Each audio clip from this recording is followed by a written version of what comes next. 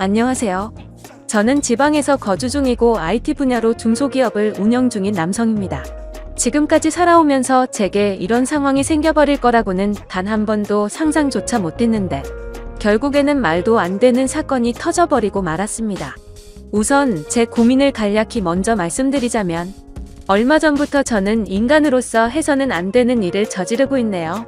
그건 바로 장모님과 도저히 납득할 수 없을 정도로 걷잡을 수 없는 사이가 되어버린 겁니다. 저는 지금으로부터 3년 전에 지금의 제 아내를 만나게 되었죠. 저희는 소개팅 같은 흔한 자리로 만나게 되었던 건 아니었습니다. 그 당시에 가장 친하게 지내던 동생과 약속이 있었고 퇴근을 하고 나서 술자리를 가지게 되었습니다. 이 동생은 원래부터 친한 사이는 아니었고 저의 거래처 회사 직원이었는데 자주 만나서 같이 일도 하고 이야기를 하다 보니 엄청 급속도로 친해진 그런 사이였죠. 평상시에는 동생과 둘이서만 술을 마셨기에 그날도 아무런 생각 없이 술을 마시고 있었습니다. 그런데 평소와 다르게 동생은 갑자기 제게 사업이 그렇게 잘 되고 있는데 도대체 왜 여자친구를 만들지 않느냐는 질문을 시작하더니 갑자기 아는 여동생이 있는데 소개를 시켜준다고 하더라고요. 사실 그때는 정말 운이 좋게도 제가 남들에 비해서 사업이 잘 되고 있어서 또래 친구들과 비교하면 말도 안 되는 돈을 벌고 있었습니다. 그래서 잠자는 시간을 제외하고는 항상 회사에서 일만 하는 일벌레처럼 지내고 있었죠. 그렇게 몇 년을 똑같은 생활을 반복하다 보니 점점 외로워지던 차에 잘 됐구나 싶더라고요. 그래서 어떤 여자인지 물어보았고 동생은 소개시켜줄 여자의 사진도 보여주더군요. 사진을 보는데 아이돌 걸그룹 같은 풋풋하고 상큼한 예쁜 미모에 놀랬습니다. 하지만 얼굴은 실제로 보기 전까지는 믿지 못하는 거라 생각했기에 예쁜 미모보다도 어려 보이는 모습에 더 궁금증이 생기더라고요. 그래서 동생에게 물어보았죠. 도대체 이 여자의 나이가 몇 살인데 이렇게 어려 보이냐고 물어봤더니 자신보다 3살이 어린데 저보다는 9살이 어리다고 대답하더라고요. 그때는 저도 외로운 마음도 많이 들었고 결혼을 생각할 나이였기에 가능하면 어린 여자친구를 만나서 결혼하고 싶은 생각을 하고 있었기에 너무 마음에 들었습니다. 그래서 다른 경제적인 조건이나 성격 이런 건 뒷전이었고 그저 나이와 예쁜 미모에 빠지고 말았죠. 동생에게는 평생 이 은혜 갚을 테니 반드시 소개를 시켜달라고 말을 했고 그 자리에서 곧바로 그녀에게 연락을 해서 약속을 잡아주더군요. 결국 며칠이 지나고 화창한 날에 그녀를 만나기 위해서 설레는 마음으로 약속 장소로 나갔습니다. 약속 시간보다 한참을 먼저 도착한 저는 카페에서 기다리고 있는 상태였고 약속 시간이 다 되어갈 때쯤 카페 문이 열리는 소리에 그쪽을 쳐다보았죠. 예상대로 기다리던 소개녀가 도착을 했고 그녀를 보는 순간 저는 첫눈에 사랑에 빠져버리고 말았던 것 같습니다. 워낙 사진으로 장난치는 사람이 많았기에 그렇게 예쁠 거라고는 기대를 안 했는데 사진을 뚫고 나왔다는 표현이 정확하다 싶을 정도로 너무 예쁘고 풋한 모습으로 제게 다가오더군요. 동생의 이름을 언급하면서 제가 맞는지를 물어보았고 저는 멍하니 있다가 깜짝 놀래서 얼른 앉으라고 손짓을 했죠. 그렇게 소개를 받는 그날 그녀와 저는 기본적인 소개를 주고받는데 너무 좋았습니다. 하지만 문득 어떻게 이렇게 예쁘고 어린 여자가 나 같은 사람을 만나는 걸까 싶더라고요. 물론 제가 다른 남자들에 비해서 한참 부족하다거나 문제가 있는 건 아니었죠. 하지만 제 생각에는 저렇게 어린 여자애들은 대부분 또래 친구들을 만나지 않나 싶었습니다. 그래서 저는 궁금한 건 참지 못하는 그런 성격이었기에 단도직입적으로 물어봤습니다. 저보다 9살이나 어리면 지금쯤 한창 친구들이랑 놀고 싶을 테고 제 나이가 훨씬 많은데 부담스러운 건 없냐고 했죠. 그러자 그녀는 원래 성격이 보수적인 성격에다가 나이 차이는 전혀 신경을 써본 적이 없다고 하더라고요. 그러면서 학창시절 때부터 자신이 바라던 건 쓸데없이 시간을 허비하는 게 아니라 여유로운 삶을 살면서 빨리 화목한 가정을 이루는 게 꿈이었다고 말하더군요. 그래서 기왕이면 철이 없는 또래 남자들보다는 저 같은 연상을 만나고 싶었답니다. 그녀의 생각을 알고부터는 저도 모르게 제 자신에게 더욱 자신감이 생겨났고 그때부터는 더 적극적으로 호감을 표시했던 것 같네요. 결국 그날 늦은 시간까지 함께 이야기를 하면서 서로의 생각을 확인하게 되었고 그 뒤로도 몇 번의 만남을 더 가지고 나서 저희는 연애를 시작하게 되었습니다. 제게는 너무 과분할 정도로 예쁘고 어린 여자친구가 생겨서 행복할 따름이었죠. 그래서 그랬는지 연애를 하면서 사소한 문제들에 대해서 너무 쉽게 지나치기도 했던 것 같습니다. 여자들이 남자들보다는 정신 연령이 더 높고 어른스럽다고 말들은 하지만 확실히 9살이 어린 여자친구는 어리다는 느낌이 종종 들었었죠.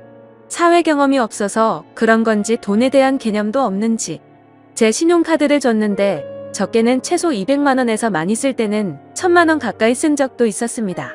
나름대로 여유가 있었기에 심각한 문제까지는 아니라고 착각을 했었죠. 그래서 그렇게 많이 썼을 때는 은근슬쩍 잘못된 걸 지적해줬더니 알겠다고 하더라고요. 하지만 괜찮아졌나 싶더니 자연스럽게 또다시 사용 금액이 올라가더군요. 그렇다고 카드를 도로 뺏을 수도 없었고 여자친구와 헤어질 수도 없었습니다. 제가 너무 사랑했었기에 대부분의 모든 것들이 용서가 되더라고요. 그리고 결혼하고 나서 아이도 낳고 하면 경제적으로 더 조심하는 여자가 되겠지라고 생각했었죠. 또 문제가 됐던 건 밤낮 가릴 거 없이 하루 종일 울려대는 카톡 메시지였죠. 여자친구가 대학교를 다니고 있었을 때인데 어떻게 연락처를 알고 연락이 오는 건지 별의 별 남자들이 다 찝쩍대더라고요. 물론 여자친구가 인기가 많은 건 남자친구로서 으쓱할 수 있는 건 맞았지만 이것도 한두 번이지 연애하는 동안 매일같이 겪더니 스트레스가 너무 많이 쌓이더군요. 그렇다고 여자친구가 답장을 하지 않고 무시하는데 뭐라고 할 수도 없는 노릇이었죠. 하지만 나중에 다시 언급되겠지만 결혼을 하고 나서 이 문제로 인해서 결국에는 큰 문제가 생겨버리고 말았습니다. 아내와 저는 사소한 문제들을 뒤로하고 1년 동안의 연애를 하고서 여자친구에게 프러포즈를 했습니다. 예상대로 여자친구도 저와의 결혼을 받아주었고 양가 어른들을 만나 뵙고 인사를 하려고 상견례를 잡았죠. 그리고 그날 처음으로 마주한 장모님의 모습에 기겁을 할 수밖에 없었습니다. 저희 가족이 먼저 도착을 해서 음식으로 된 곳에서 기다리고 있었고 저는 긴장한 나머지 배가 아파서 화장실로 가게 되었죠. 그리고 볼일을 보고서 나오다가 어떤 여성분을 마주쳤는데 말 그대로 숨이 막힐 정도로 예쁘더라고요. 고급스러운 음식점이어서 연예인들이 흔하다고 들었기에 말로만 듣던 연예인인가 보다 했습니다. 그렇게 그런 생각을 뒤로 하고서 방으로 들어가니 여자친구가 와서 앉아 있었고 장모님은 화장실에 가셨다고 하더군요. 그때 머릿속으로 설마 했습니다. 혹시 연예인 같던 그 사람이 여자친구의 어머니겠어 라고 생각했는데 아니나 다를까 잠시 후 들어온 그 연예인 같았던 사람이 바로 저희 장모님이었습니다. 솔직히 충격 그 자체였었죠. 어느 누가 장모님을 그렇게 생각할까 싶었는데 저희 부모님도 저와 마찬가지로 놀라신 듯한 표정으로 쳐다보고 계시더라고요. 당황스러운 상황을 뒤로하고 식사를 하면서 이야기를 들어보니 장모님이 어린 나이에 철이 없으실 때 제 여자친구를 낳게 되셨고 저와의 나이 차이가 겨우 11살밖에 나지 않더군요. 제게 있어서 아내와 장모님 나이 차이가 위나 아래로나 별로 차이가 나지 않는 거였습니다. 하지만 장모님과 저를 놓고서 겉으로 보면 제가 오히려 더 나이가 많아 보일 정도였습니다. 그동안 여자친구가 왜 이렇게 예쁘고 동안인가 했더니 어머니를 닮아서 그랬던 거구나 싶더군요. 그렇게 상견례 자리는 서로가 기분 좋게 이야기는 오고 갔지만 장모님께서는 내심 걱정이 많이 되셨던 것 같더라고요. 아내와 제가 나이 차이가 많이 나서 아내가 저를 제대로 이해하고 감당은 할 수가 있을까 하는 그런 생각들이 있으셨던 거죠. 심지어 저희 장모님은 이른 나이에 결혼을 실패하신 미혼모셨기 때문에 더 그랬던 것 같습니다. 장모님께서도 제 여자친구처럼 어린 나이에 섣부른 판단으로 결혼을 하게 되었고 제 아내를 낳으셨는데 결국에는 그 결혼 기간이 오래가지 못해서 좋지 않게 끝나버리고 말았던 거죠. 그래서 걱정이 더 크시다는 걸 알 것 같았고 그 마음이 잘 헤아려졌습니다. 저는 장모님께 말했습니다. 제가 나이에 비해 나름대로 산전수전 다 겪어봤고 나이도 많은 제가 여자친구를 잘 이해해주면서 예쁘게 살겠다고 했고 저를 믿고 맡겨달라고 말씀을 드렸죠. 그러자 다행히도 장모님은 그제서야 조금은 걱정을 덜어주셨고 기분 좋게 상견례 자리가 끝이 났습니다. 그날 이후 여자친구와는 1년의 짧은 연애 기간을 마침표를 찍고서 곧바로 결혼식을 올렸습니다. 그야말로 누가 보더라도 초고속으로 결혼을 한 거였죠. 요즘에는 10살 정도 차이 나는 커플들이 흔하다 싶을 정도로 많았는데 그런 커플들을 보면 인고 부부들처럼 잘돼 사니까 크게 문제될 거라는 생각은 없었습니다.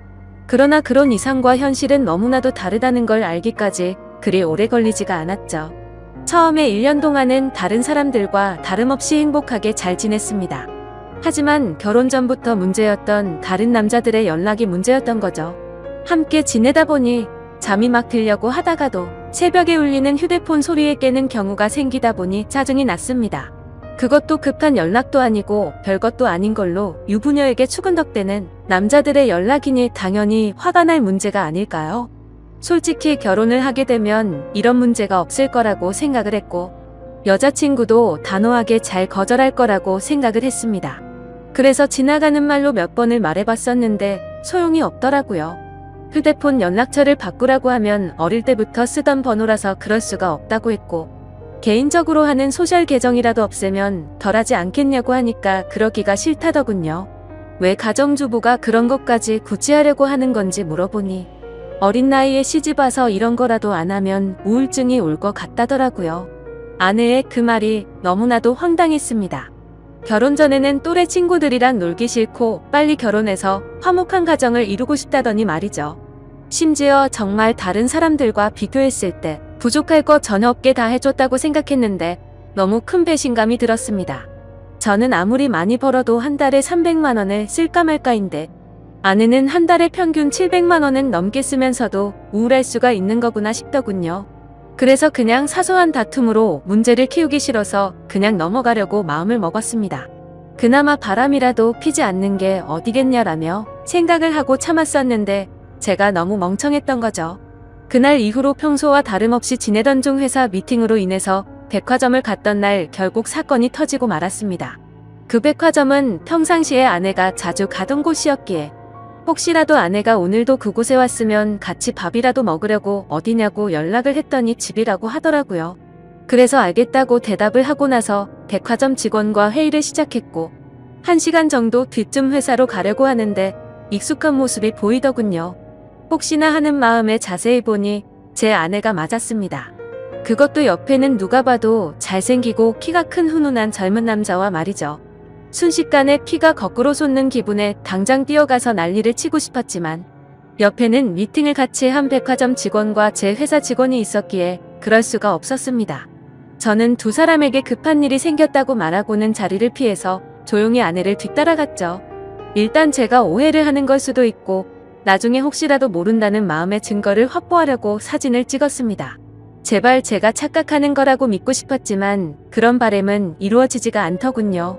잠깐 동안 따라다녔지만 마치 연인처럼 팔짱을 끼는가 하며 남자 신발부터 시작해서 화장품이며 옷을 사서는 죄다 그 남자에게 선물을 하고 있더라고요. 그것도 제가 열심히 일해서 번 돈으로 말이죠. 그동안 제 것을 종종 사왔기에 카드 내역을 보면서도 단 한 번도 의심을 해본 적이 없었습니다. 그렇게 아내와 그 남자는 백화점 쇼핑을 마치더니 겁을 상실해버린 건지 너무나도 자연스럽게 팔짱을 낀 채로 엘리베이터로 향하더군요. 솔직히 그때 많은 고민을 했습니다. 분노가 머리 끝까지 치밀어 올라서 당장 달려가서 난리를 칠까도 생각했지만 이혼을 해야겠다라는 생각이 들었기에 억지로 참으면서 따라갔습니다. 다행인지 아닌 건지는 참 모르겠지만 그 둘은 다른 연인들처럼 데이트를 하는 것 같더니 밥을 먹고서 각자 헤어지더군요. 아내가 집으로 들어가는 걸 확인하고 나서 차에 앉아서 한참 동안을 고민했습니다. 증거가 충분하지 않은 마당에 지금 모든 걸 밝혀버릴지 아니면 무조건 이혼한다는 생각으로 확실한 증거를 수집할지 말이죠. 그런데 그런 증거를 수집하는 걸 상상만 해도 정신이 나갈 것 같더라고요. 결국 도저히 이대로는 참을 수가 없어서 곧바로 집으로 들어가서 아내를 불렀습니다. 무표정으로 차분한 목소리로 부르는 게 이상하다는 걸 눈치챘는지 아내는 제 눈치를 살피더군요. 그래서 저는 지금부터 내가 하는 이야기에 거짓말을 조금이라도 한다면 우리 사이는 끝이라고 못을 박았습니다. 그리고 나서 아침에 찍었던 사진들을 보여주면서 이 남자 누구냐고 물어봤죠. 그러자 아내는 정말 미안하답니다. 그런데 생각하는 그런 오해할 짓은 절대로 하지 않았다고 하더군요. 그동안 아내는 집에서 가정주부로 살면 마냥 행복할 줄만 알았답니다. 그런데 집에서만 지내다 보니 너무 우울증이 심해졌고 그러다가 메시지를 주던 한 남자와 이야기를 했답니다. 결국 그러다 호감이 가서 연락을 주고 받았지만 오늘 만난 게 두 번째였고 그 남자와 아무런 일도 없었다고 하더라고요. 솔직히 그 말이 믿고는 싶었지만 바보같이 온전히 다 믿을 수가 없어서 말했습니다. 너는 겨우 2번 만난 사람한테 저런 명품들은 선물하냐고 물어봤죠. 그러자 아내는 자신이 너무 돈에 대해서 별다른 생각이 없었던 것 같았다고 하더군요. 그냥 아무런 생각도 없이 선물을 해준 건데 지금 생각해보니 제정신이 아니었던 것 같답니다. 저는 그래서 단호하게 무표정으로 대답을 했죠.